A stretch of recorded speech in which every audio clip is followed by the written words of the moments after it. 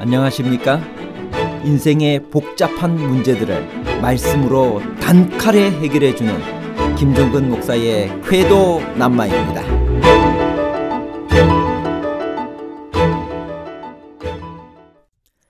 아론의 16대 손이며 모세율법의 정통한 학자요, 제사장으로서 아닥사스다 왕의 총애를 받는 뛰어난 인물이요, 백성 앞에서 율법을 가르치고 교육한 사람은 느헤미야인가요? 아니면 에스라인가요? 느헤미야와 에스라에 관한 복잡한 문제를 하나님 말씀의 가르침으로 명쾌하게 해결해 드리겠습니다. 에스라에게 조서를 내려 백성들과 함께 에루살렘으로 가서 성전을 정결케 하고 에루살렘을 중건하도록 한 아닥사스다 왕은 누구인가요? 에스라 7장 1절.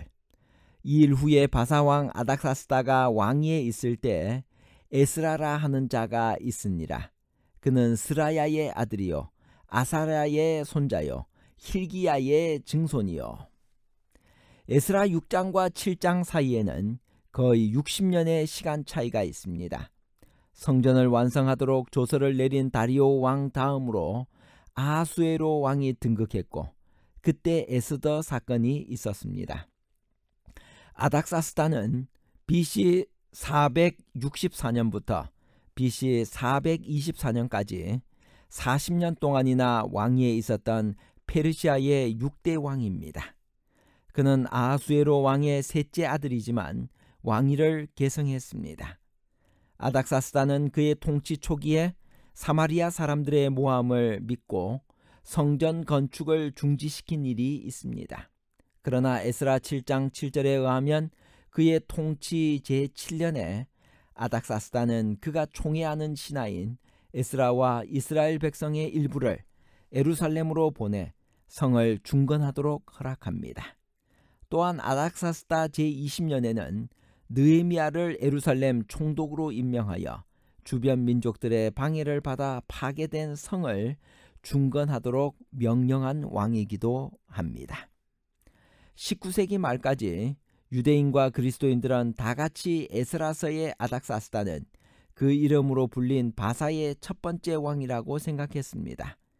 헬라인들은 그를 아닥사스다 롱기마누스, 긴 손을 뜻한다라고 불렀으며, 그는 BC 465년부터 423년까지 다스렸습니다.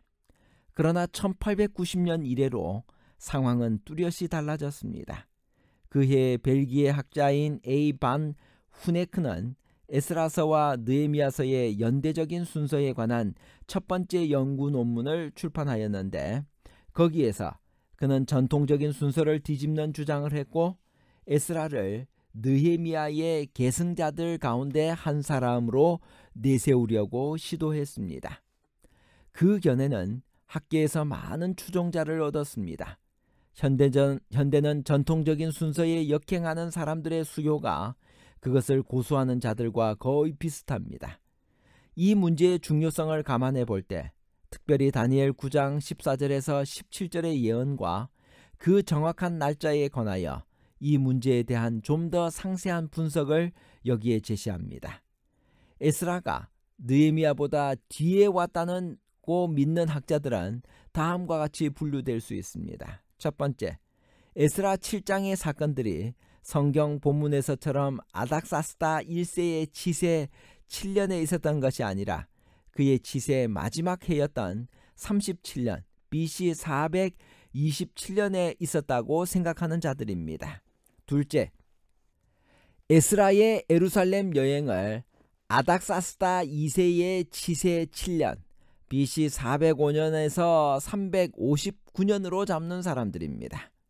느헤미야가 에스라에 대하여 잘 알지 못한다는 점을 이야기합니다. 만약 에스라 7장이 시사하는 것처럼 에스라가 광범위한 행정적, 종교적, 사법적인 권세를 가지고 에루살렘에 왔다면 그는 왜 느헤미야 당시에는 좀 더 중요한 역할을 하지 못하는가? 둘째, 느헤미야가 에스라와 함께 귀환한 포로들에 관하여 말하지 않았다는 점을 듭니다. 느헤미야는 그 나라의 수도의 사람들을 다시 정착시키려고 애쓰는 가운데 거의 1세기 전에 스룹바벨과 함께 돌아온 여러 집단의 인구조사를 살펴봅니다. 그러나 에스라 7장 8장에 따라서 에스라는 13년 전인 BC 457년에 귀환했을 것인데 느헤미야는 그때 귀환한 사람들을 완전히 무시하는 것처럼 보입니다. 하지만 만일 에스라가 아닥사스다 2세 당시에 5천에서 6천 명 되는 사람들과 함께 귀환했다면 느헤미야는 당시에 유일하게 이용할 수 있던 스룹바벨의 인구조사에 근거하여 재정착 대책을 마련할 수밖에 없었을 것입니다. 에스라가 느헤미야가 제정한 위임장을 발견한 점입니다. 에스라는 예루살렘에 도착했을 때 아닥사스다가 자기에게 위탁한 보물들을 성전 자금을 책임진 것이 분명한 레위인 4사람에게 넘겨주었습니다.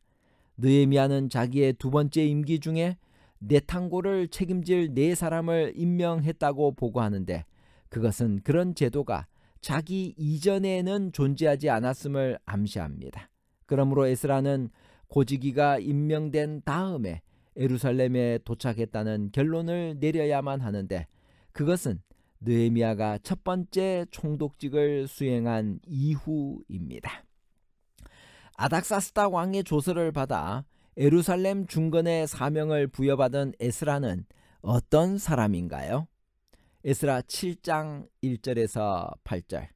이 일 후에 바사왕 아닥사스다가 왕위에 있을 때 에스라라 하는 자가 있으니라. 그는 스라야의 아들이요 아사랴의 손자요 힐기야의 증손이요 살룸의 현손이요 사독의 5대손이요 아이두베의 6대손이요 아마랴의 7대손이요 아사랴의 8대손이요 무라요의 9대손이요 스라히야의 10대손이요 우시엘의 11대손이요 붓기의 12대손이요 아비수아의 13대손이요 비느하스의 14대손이요 엘르아살의 15대손이요 대제사장 아론의 16대손이라. 이 에스라가 바벨론에서 올라왔으니 그는 이스라엘의 하나님 여호와께서 주신 모세의 율법에 익숙한 학자로서 그의 하나님 여호와의 도우심을 입음으로 왕에게 구하는 것은 다 받는 자이더니 아닥사스다 왕 제7년에 이스라엘 자손과 제사장들과 레위 사람들과 노래하는 자들과 문지기들과 느디님 사람들 중에 몇 사람이 예루살렘으로 올라올 때 이 에스라가 올라왔으니 왕의 제7년 5째 달이라. 그는 아론의 16대 손이며 모세율법의 정통한 학자요 제사장으로서 아닥사스다 왕의 총애를 받는 뛰어난 인물이었습니다. 제2차 포로 귀환을 주도하였을 뿐만 아니라 느헤미야 8장에 보면 13년 후인 느헤미야 총독 시대에도 에스라는 여전히 제사장으로서 활동하면서 백성 앞에서 율법을 가르치고 교육하고 있는 것을 볼 수 있습니다. 에스라는 언제 바벨론을 출발했나요? 그 길은 얼마나 먼 길이었나요? 에스라 7장 9절. 첫째 달 초하루에 바벨론에서 길을 떠났고 하나님의 선한 손에 도우심을 입어 5째 달 초하루에 예루살렘에 이르니라. 1월 1일에 길을 떠나 5월 1일에 도착했으니 꼬박 4개월이 걸린 셈입니다. 험하고 위험한 길이었지만 하나님의 특별한 도우심으로 무사히 도착했습니다. 여기에 언급된 하나님의 은혜 가운데는 에스라의 요청에 대한 왕의 응답과 도중에 여행단을 공격하려 했던 대적들로부터 구원받은 일이 포함될 것입니다. 에스라에게 명령한 아닥사스다 왕의 조서 내용을 분석해보고 왕이 호의를 베푼 이유는 무엇일까요? 에스라 7장 11절.